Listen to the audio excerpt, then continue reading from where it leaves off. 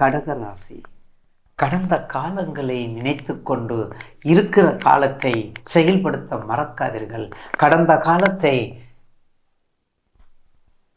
காலத்தை சிந்தனையில் வைத்துக்கொண்டு, கடந்த காலத்தை பிதற்றல் வைத்துக்கொண்டு, கடந்த காலத்தை எந்த விதத்தில் நம்ம எந்த அளவுக்கு மோசமாக போனோமோங்கிறதெல்லாம் மறந்து துறந்து இனிமேல் ஒரு விருந்தாளியாக உங்களுக்கு வரப்போகின்றது 30/3/2025. போதுமா? உங்களுடைய ராசிக்கு 12ல் குரு வர்றாரு.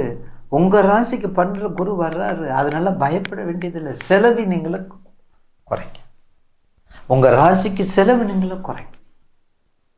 ராகு கேது பயிற்சி மிக அற்புதமாக இருக்கும். உங்களுக்கு எடுத்து உங்களை எல்லாத்தையும் இழக்க வச்ச சனீஸ்வரன் உங்களை விட மாட்டார்.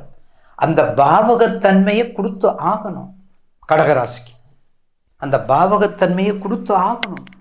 இல்லைன்னா அதுக்கு கடகராசிக்கு அப்புறம் நம்ம அர்த்தமற்றதாகி போயிடும். எனவே தயவு செய்து கடகராசி நேயர்கள் நிச்சயமாக 30/3 14/4/2025 விசுவாச வருஷம் ஒரு விசுவாசமுள்ள வருஷமாக விவேகமாக ஆற்றலாக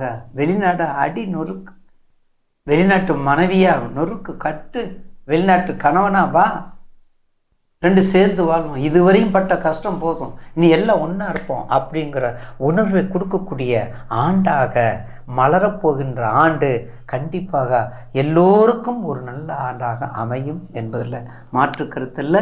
கடகராசி அஷ்டமத்து சனி, சனியில் கடந்தது, இழந்தது, வெறுத்தது, வீண் போனது, துன்பப்பட்டது, துயரப்பட்டது, எல்லாம் பட்டு போனது எல்லாம் இப்போது என்ன ஆகுது? துளிர் விட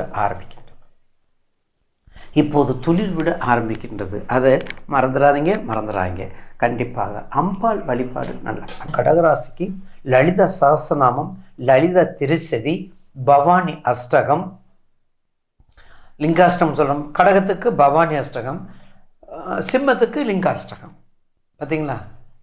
பவானி அஷ்டகம் கடகத்துக்கு, சிம்மத்துக்கு லிங்காஷ்டகம். அப்போ கன்னிக்கு திவ்ய பிரபந்தம், துலாமுக்கு திவ்ய பிரபந்தம். பாருங்கள், அப்படியே வந்துடும்.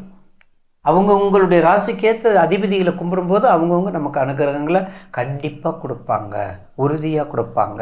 அப்போ அம்பாள் வழிபாடு, பவானி அஷ்டகம் படித்தால் எந்த துர்தேவதையும் எதுவும் உங்கள் பக்கத்தில் தீங்கு அண்டாது என்பது மாற்று கருத்து அல்ல.